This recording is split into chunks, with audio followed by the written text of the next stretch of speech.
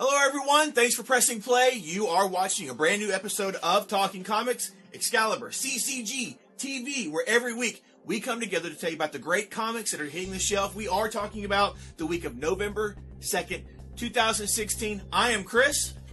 My name is Randy. Yes! I'm doing it like you. Yes, with your hands. We are Excalibur, comics, cards, and games here in Shreveport, Louisiana. You can always find out what's going on with us at our website, ExcaliburCCG.com. And for all you people that are in the Texarkana area, we also have our store up there as well. Guys, follow us on Facebook and Twitter. The links are in the description down below here on the video, or just look on Facebook for Excalibur Comics, Cards, and Games, and you'll be able to find us there. Guys, great stuff coming out this week, but before we dive into some of the new stuff that is coming out for this week, I have to remind you again, because time will fly by, and it'll be here before you know it. Randy, what is coming up? We have the mega sale coming up. That is going to be November 17th through the 20th. That is Thursday through Sunday. Yes. You are going to need to get your lists ready, or if you're having someone coming to get you some sort of present, get the list to them. Yes. So that they know what it is. Decide which day is going to be your best day where you can live with the discount that is going to be applied to the comics so that you can come pick them up. The longer you wait, the less chance you will have of getting some of these comics that'll be out there on the shelf or in the back issues. That's right. It's a gamble, man. It's a gamble. It's such a gamble. It is. And we've got tons of other things in the store with our toys, with our statues. We've got the magic cards, Yu-Gi-Oh cards, baseball cards, all different things that are going to be on sale there. We have our shirts that will be on sale. Pop vinyls, they are popular, they will be on sale. Yep. Everything in the store is going to have some sort of discount on it. Exactly. It will be busy. Very busy. Yeah. And guys, this applies to both locations, here in Shreveport and in Texarkana, and both locations will be open all 4 days. Yes. So there's no confusion in that regard. We have had some confusion about that in the past because normally Texarkana is not open on Sundays. But for the mega sales, they are open on Sundays, observing afternoon hours, noon to 5 or 1 to 5. 5, I believe. Somewhere around that time. We'll have more details for you going forward. But guys, mark the days, 17th through the 20th. Collect your pennies, get your Dropbox notes, share it in the cloud with your friends and family. Say, hey, go here, get this stuff for me. This is what I want. Yeah, plan a day to come down here. Plan a day to go up to Texarkana. Exactly. More and more people are doing it. It's real easy to jump on I-49. Yep. You're there in no time. Great point. Great point. Make 2 days out of it, man. It's a weekend, baby. Weekend road trip. I wish I could, because then in Texarkana, I'm going to do a little plug here. I could go to Taco Bueno. Oh! Because I love me some Bueno. So guys, there we go. Mega sale on November 17th through 20th. Mark your calendars. Have some fun with that. Be prepared for that. So let's go ahead and start the new number ones off with Marvel Comics dropping another new number one with a familiar title this week, Avengers number 1, coming from Mark Waid and Mike Del Mundo as the creative team. This is part of the Now Marvel banner that they're doing here, the rebranding, whatever it is they're doing, but we get a new number 1 with the Avengers. This is the first part of the Kang War. We get to take a look at Captain America, Thor, Vision, Wasp, Spider-Man, Hercules, and possibly others facing off against one of their greatest enemies they've ever had, starting with this issue. Do not miss out on this new series dropping this week from Marvel.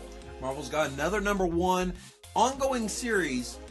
We'll see for how long. Exactly. Here. Has a really cool concept. I'm talking about Foolkiller number 1. Max Bemis and Dalibor Talajic, we'll go with that, are going to be covering this. They are respectively the writer and artist on the series. Greg Salinger, he used to be the merc with the easiest of jobs. He would deem someone to be a fool or foolish, and for money, he would kill them. Now, flash forward a few years later, he is working as a psychiatrist for S.H.I.E.L.D. Yeah. And he goes through and he helps the S.H.I.E.L.D. agents, I would assume, with getting through whatever they need to get through. Well, now S.H.I.E.L.D. has called on him to help rehabilitate supervillains. But I don't know if it's S.H.I.E.L.D.'s caveat or his. I don't know either. Somebody has decided that if the patients are not able to make progress, they're dead. It's a fun concept. It is. It's We just, if you like it, if it sounds interesting, pick it up, because the only way this is going to continue as an ongoing series is if it has the numbers. Yeah, exactly. So, but of course, also Marvel these days, nothing's really an ongoing series, so maybe that's not a problem. Yeah, We'll see.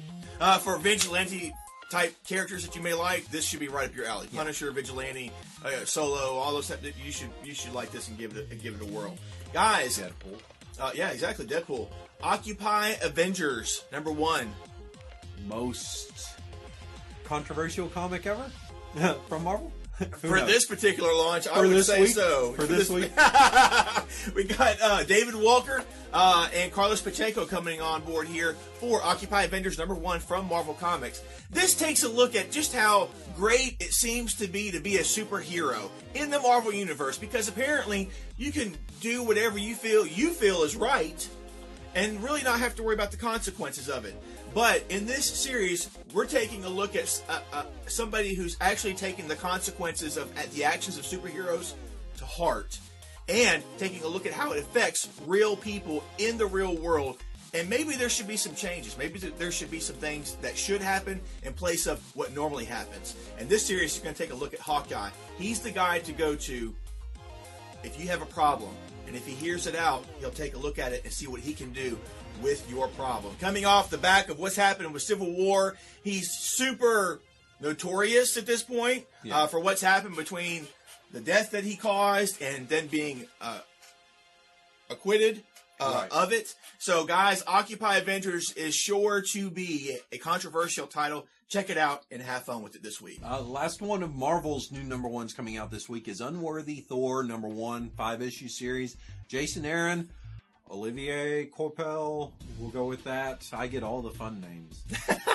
That beautiful art. Yes. Yeah, from preview pages, if you've seen them, beautiful art. Yes. Odinson is back in the driver's seat for a Thor comic for this series, and he has discovered that there is another hammer that exists in the Marvel 616 that has come from a dead universe. And now he is making it his mission to find this hammer, find redemption, prove that he is worthy again, and he needs to do so before some of Marvel's biggest, greatest villains get there first and possibly use the hammer for evil. My whole question for this is, if this is the hammer that functions like Thor's hammer, how is evil even going to possess the hammer? They are not going to be worthy. And if this hammer is not, and evil can possess this hammer, how is Thor going to prove that he's worthy once again? Because any old soul can pick up the hammer. So I hope they address these questions within the series. Cause I hope so too. I'm very curious. I had gotten the impression, briefly, that hammer was less mystical or magical based and more high-tech based. So maybe that is some way that a villain could get a hold of it, like the Master, the evil Reed Richards from the Ultimate, maybe, but I'm just speculating. So I want those questions, those good questions. I want those answers too, and I'm really looking forward to the series. I want to see what happens here. Yeah. So guys, that's it from Marvel. No brand new #1s from DC this week. Yeah. But we do have a new one here from Image Comics, Mayday #1 by Alex DeCampi and Tony Parker. Alex DeCampi's been around, done several things. She did the Grindhouse series, she did Smoke way back in the day. Yeah, Smoke way back in the day. This is a 5-issue series. 5 issues, thank you, sir. This takes a look at the Cold War. It's 1971. 2 young Soviet operatives are sent to California to kill a defector and recover top secret information. But as the mission falls apart around them because of violence, drugs, sex, all this stuff, they're faced with a dilemma. They need to rely on each other to escape America, but they must betray each other to survive back in Russia. So, quite the dilemma there for these two spies. 5-issue miniseries right here. This should be top notch. I'll be checking it out. Alex DeCampi has some great stuff that she's put out in the past. check this out as well. Mayday #1. Check it out, guys. Yeah, final one for me. Finally. A new one here. We'll see how this goes because there's been some ups and downs for me from Terry Moore. He is giving us Motor Girl #1. New ongoing series. That usually means probably 30, 40 issues in the series. With this one, we're taking a look at Samantha. She sells used spare parts, whatever, junkyard style business. And she happens to have an alien and its UFO come by looking for parts, in which she sells the parts. Suddenly, she has a booming business where extraterrestrial life from all around are coming by to get parts from her. Only this new booming business has caught wind from Area 51. So people aren't too happy with others, I guess, knowing that life is out there. Sounds fun.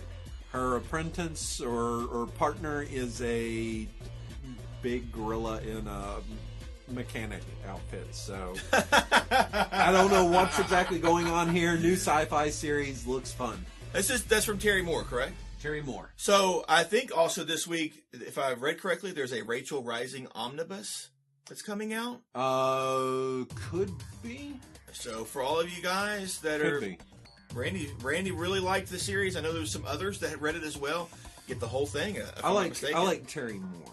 The series is he has stronger series, like I said, ups and downs. It's a fascinating series with what he did.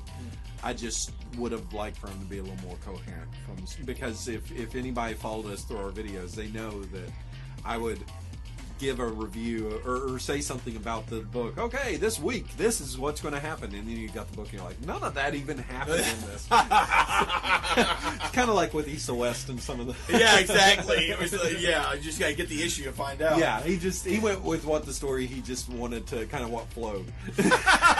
and he's lucky enough to be in that kind of position, honestly, good for him. Speaking of creators, before we move on, I do have to say this because this was huge and a blow to the entire comics community. Rest in peace, Steve Dillon. Yeah. I didn't know what the hell you were talking about when you told me that at the wedding. I was like, you're like, I had to kill Steve Dillon to get this to you or something like that. I'm like, what? Yeah, just a joke. But obviously, I had read somewhere that he actually died from, he had a burst appendix. Yeah. And apparently they weren't able to get to him in time and take care of that. Well, on top of that, I think he had been sick for some time is what they had said. Exactly. So he was dealing with other things. Lots of stuff. At 54 years old. But guys, this guy has created just a corner of the comics universe. Not just Marvel, not just DC, not just creator owned, just a corner of the comic book universe in general with Preacher, with Punisher, with Hellblazer, the other team, the Hitman's team, the Dog Welder, and all those guys. I mean, he's done so much stuff. Was recently working on the current Punisher series, and also working on the current Scarlet Witch series. Just decades of fantastic work. Yes, very prolific career, very influential career, and that's one of those things where with like Darwin Cook did very big projects for what he did, but his resume was not as vast as what Steve Dillon's was. So Steve Dillon, that is an industry perennial that we've lost there. So anyway, to the families, to everybody that knew him and stuff, God bless. Sorry this happened. Rest in peace, Steve Dillon. I am truly going to miss. I know he's probably worked ahead on stuff, so we'll get a couple more issues of whatever. But man, just knowing that there's not going to be any more new stuff from one of your favorite creators is just crazy. It's just crazy. So I hadn't had a chance to address that anywhere else, but rest in peace. So guys, we're going to go move on to some more. We got storylines this week, but honestly, there's no DC storylines for us to cover, and there's surprisingly no Civil War II stuff this week. If we missed it, that's on me, but I glanced over it all. No, I think it's all just waiting for issues to come out. What they put out that they could put out without the actual main series, I think they have. So it's moving on. But this week we do have some Inhumans and X-Men stuff, mutant stuff, with Death of X #3 dropping this week. This issue takes a look at Cyclops and Emma Frost hatching their master plan. Inhumans cross the line with the mutants. If you've been reading the first 2 issues, there's been a lot that's been going on, and Cyclops has basically declared open war between the two. So we'll get to find out even more what's going on with that with this issue dropping this week. Guys, number 1, storylines. That's what we have so far. Now it's time for us to dive into some of our favorites, some of the first comics that we'll be reading when we get them. Be at the top of our stack. Randy, what is up for you? Man, I have been loving what Young Animals is doing right now. Cool. They've been really good books. We've got Shade the Changing Girl #2 coming out, and with that one, Shade is starting to settle into the human host that she's possessed, for lack of a better word, and she's finding out that this person that she's taken over the life of was not the best person, and pretty much everybody hated her. Oh. Parents, everybody hated her. And it looks like some people hated her to the point that they tried killing her. Oh. So she's going to get to deal with that and all these new onset of emotions that come with the life that is a human life. Also over in Champions #2, #1, really solid issue with this one. We get a new team member. Not everybody's excited that young Cyclops has joined the team. And some of that may go back to Black Vortex. I don't know if that's what they're going to have animosity between him and Nova. We'll see. Yeah. Guys, for me, we got Southern Bastards #15 dropping this week. New storyline, new story arc. And all I got to say about this is that Roberta Tubbs is back in town. She's found out her father's dead, and she's going to get to the bottom of this.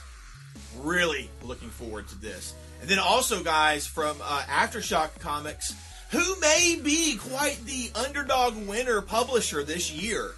I mean, let's just be honest. There's been some awesome stuff come out from Aftershock Comics.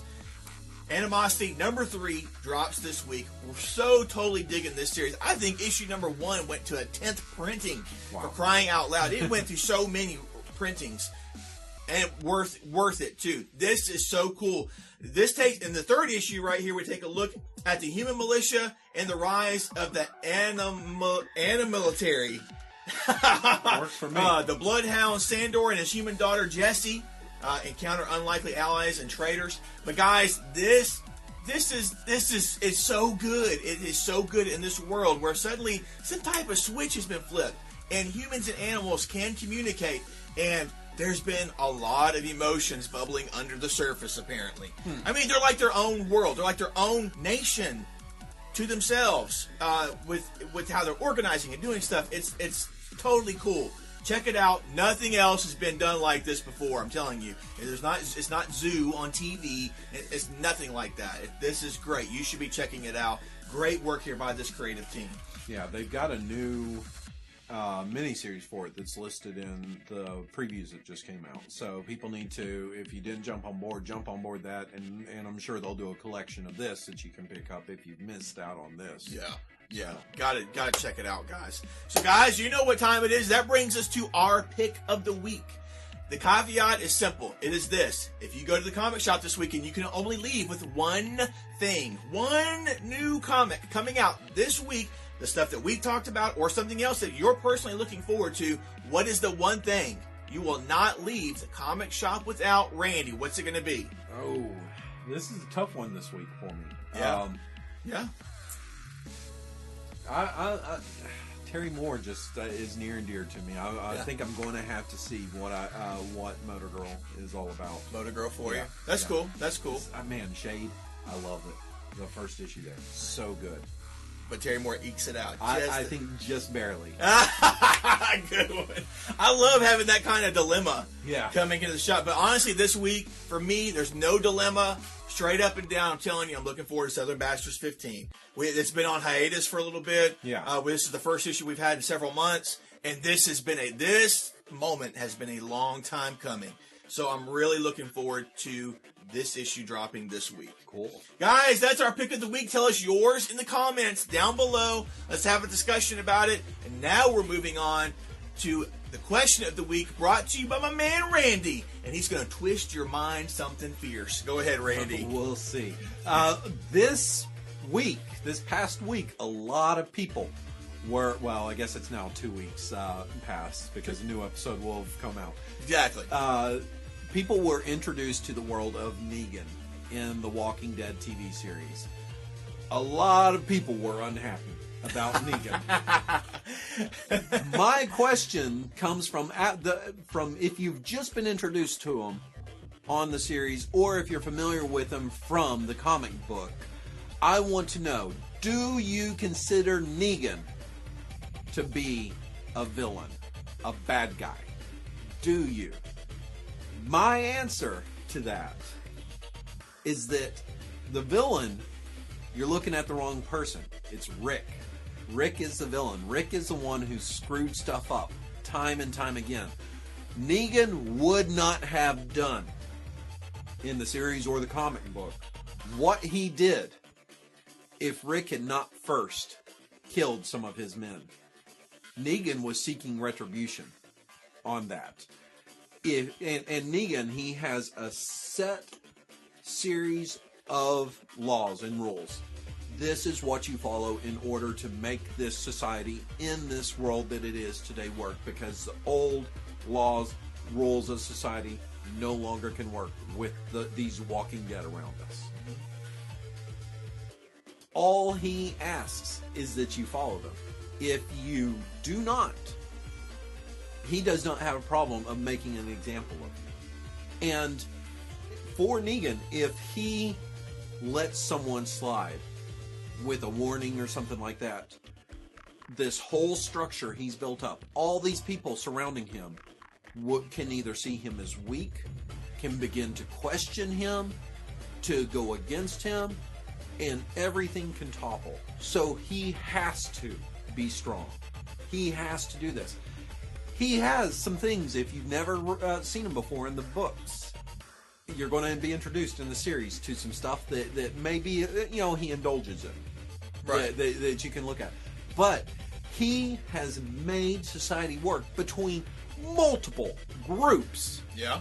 Multiple groups. He's not the governor. The governor was just a sick, sadistic individual. Mm-hmm. Negan is far more than what the governor is. He is not a villain. He is going to be cast in that light because people it's ingrained in them that Rick is a hero. But you've seen, go back and watch it if you haven't paid attention. Go back and read it if you have the books. Rick has screwed up groups every single time he's gone to them. He's messed it up every single time because he is so full of himself. So my response to this is no, he's not. Sure, he may have killed someone you loved on the TV series, but he chose indiscriminately. He did not go and pick this person or that. He picked someone. He doesn't know the group. Nope. He just picked someone to kill and say, okay, look, this is my message. Right. Yeah. So how do you feel about the... It's so not black and white. It's so gray. It's so there's so much meshed together and so much in between. But just looking at the history that we do have of Rick in the comics and in the TV series, Rick's group is always the one that is the outsider finding a place to go to, finding this, finding that. Found the prison. Yeah. Found Herschel's farm. Herschel's farm, exactly. I was just about, Everything was going okay on the farm. Herschel and them were fine. Yeah. And Rick shows up in his group, and then things go to crap. Yeah. And then for Alexandria right now, that's going on in the TV series. I can't. I don't. You probably remember better than me. I don't remember the catalyst for the conflict between the governor and Rick's group. I think he was trying to take over the prison or something at that time. I can't remember in the comics or Rick went to the governor. Okay. They went out to find something because Glenn had scouted ahead and found something, and so he went too. And the governor was just a bad individual. Yeah. I mean, he was a villain. He took Rick hostage, but Rick was very sloppy in going out there. He didn't do any reconnaissance on this person.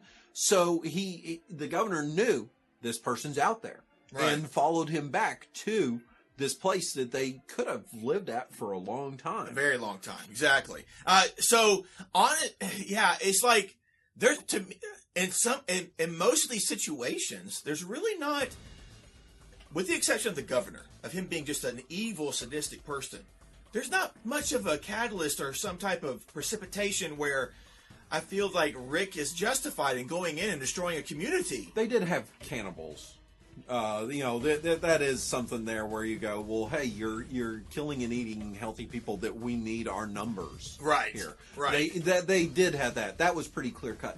But I think the thing that is impossible is people cannot apply the rules of today's society to what's going on in an apocalypse where the human life has been wiped out to almost next to nothing. Yeah, and going to Negan, he has his own system. He has his own structure. Yeah.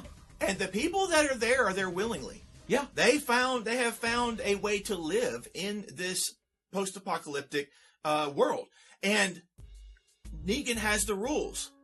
But what I find is that you're gonna find all these social justice warriors, especially those that are being exposed to the TV series, that think that there's no Negan is absolute. This is what we do. Yeah. And this is how it's gonna be done. And there's too many people that aren't gonna like that. Yeah. And then we got, with what happened this past week with the people that died, this is Negan's world that Rick's group has interrupted. Yeah. And caused issues in. So in this context, I